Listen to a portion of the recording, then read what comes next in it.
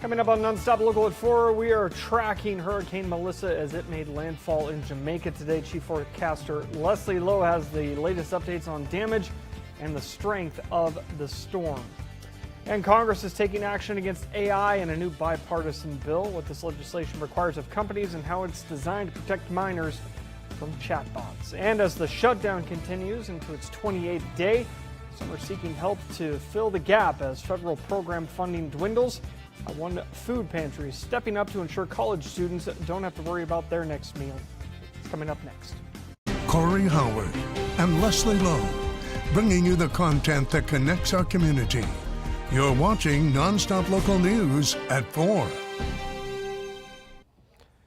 We are continuing to track the government shutdown as the U.S. Senate failed to pass a bill to fund the government for the 13th time today, 28 days into the shutdown. Today's vote still falling mostly on party lines and still short of the 60 vote threshold that is needed to pass and reopen the government. 3 Democrats voted in favor of the bill today, with 2 Republicans voting no. And with the shutdown, federal programs and workers are feeling the strain. Crucial programs that provide food assistance like SNAP are running on the brink of running out of funds to serve those in need. And some members of the community are stepping in to fill the gap. NonStop Local's Ainsley Anderson was at the Spokane Community College food pantry today. Organizers there saying they are starting to see an uptick in students utilizing the service. Organizers with the SCC Food Pantry say that students who utilize them usually only visit about 3 times per quarter, and that's roughly once a month. But they say for some now, in light of the government shutdown, the amount of necessary visits has tripled. The food pantry on campus offers students not only access to fresh fruits and vegetables, but shelf-stable food and even diapers and baby products for low-income mothers who attend the college. They say now, with the uncertainty of government grants and resources that some of these students rely on, like SNAP, the food pantry is where people are beginning to turn. And now we're seeing students come in who are in fear of losing those EBT or some sort of benefits for purchasing food for their families. And so with that fear, I think is also like preemptively ramping up a lot of our visits who come to the pantry. Dr. Suzanne Phillips says not only do they receive food from Second Harvest, but that she buys a lot of products for the pantry in order to foster a sense of belonging.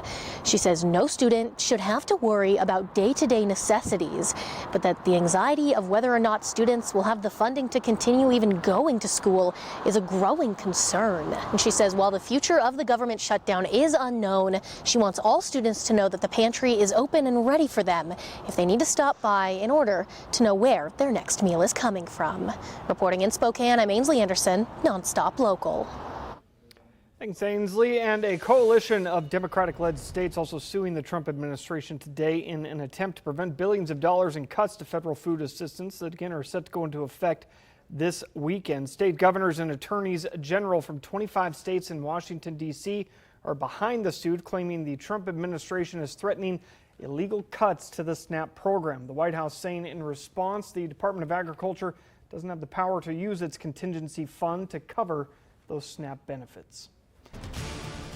All right, we're also tracking some severe weather now as Hurricane Melissa has made landfall in Jamaica. Let's send things over to Leslie Lowe, who has the details on where things stand right now. Yeah, we've been watching this through the overnight hours. This is one of the strongest Category 5s to make landfall. So let's give you a live picture from Jamaica. So you can continue to see the winds there, the power that they've got as they continue to drop heavy rainfall. Again, widespread rain and wind expected through the overnights as this system makes its way towards Cuba. The strongest storm of the year so far, slamming the Caribbean. Hurricane Melissa making landfall in Jamaica today. Initially is a powerful Category 5, as we said. Strong winds and flooding come with a dangerous storm that intensified on its approach. Some experts believe it could reshape the island for years to come and trigger a humanitarian disaster. Melissa is already responsible for at least 7 deaths in 3 different countries. Michelle Yoshida has got the very latest on the damage and the concerns for that area. Hurricane Melissa, one of the strongest Atlantic hurricanes in history, bringing powerful winds, dangerous rainfall, and flooding to the Caribbean.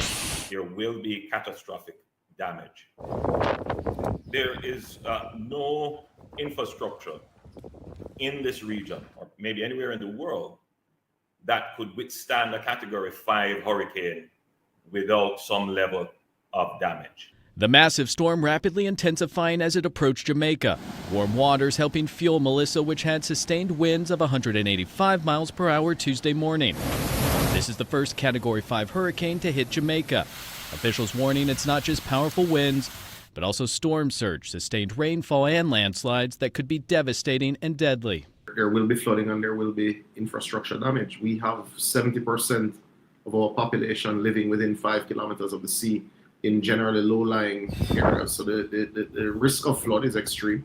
More than 800 shelters opened across the island. Residents and tourists bracing for the worst. They told everyone to pack in an emergency bag so that we will have that in all our important documents. It's really overwhelming. We've never been through anything like this, and hearing the more and more updates and more reports and how it's getting stronger and stronger. As the storm pushes past Jamaica, Cuba, Turks and Caicos, and other islands sit in its path. In Washington, Michael Yoshida, NonStop Local. All right, Michael, thanks so much. I want to get straight to some of our specifics here. Landfall today, about 1 p.m. Eastern Daylight Time, just out of New Hope, Jamaica. It did make a landfall as a Category 5 hurricane. Barometric pressure dropping down to 892 millibars. Max wind speeds at 185 miles per hour. And like we said, the most intense Atlantic hurricane to make landfall in 2025. This is what we're watching right now. Again, it has made its way across Jamaica. It is now starting to push towards the southeast corner of Cuba, likely going to make landfall across that southeastern corner of Cuba as a Category 4 hurricane. We're continuing to watch those wind speeds. Again, very intense at about 140 miles per hour. And then it continues to swing to the north and to the east, brushing by, again, some of the Caribbean islands and then off into the Atlantic. Until then, we've got widespread damage, and again, we'll need to follow this as we head throughout the overnight hours and into the day tomorrow.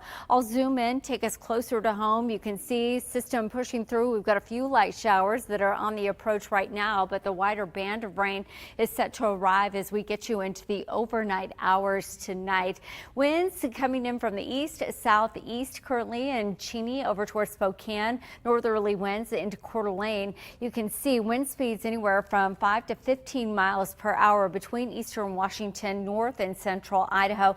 No winds really to speak of over towards central Washington right now. Our current temperatures: 47 degrees in Spokane, upper 40s in Coeur d'Alene. We've got lower into the 40s up towards Kettle Falls, and the mid to upper 40s from Wenatchee back through Ritzville and into Moses Lake. Currently sitting in the low into the 50s down through the basin in the LC Valley. Overnight lows tonight in the low into the 30s for Colville. We do have those rain showers that will be pushing through in Spokane, Coeur d'Alene, upper 30s and low 40s expected, and mid 30s through much of central Washington for those overnight lows. Again, another band of rain on the move into the Pacific Northwest. When we see back here in just a few minutes, we'll time that out.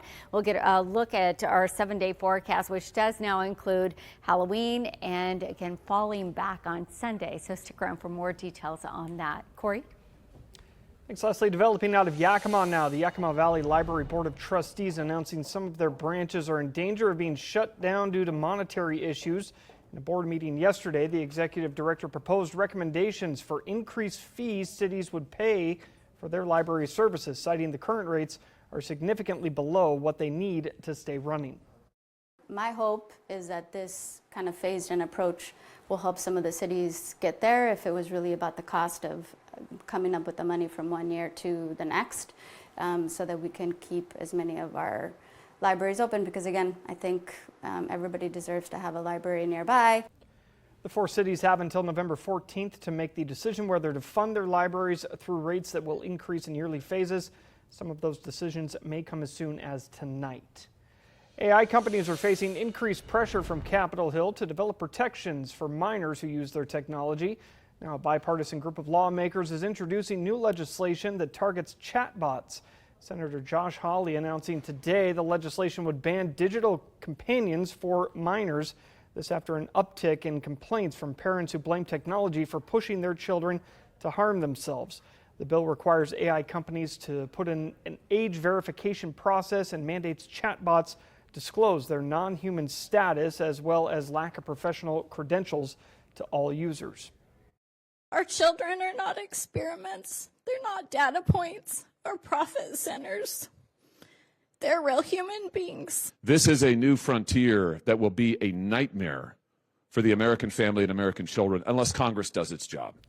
The legislation also creates criminal penalties for tech companies that develop chatbots that solicit sexually explicit conduct from minors or encourage suicide.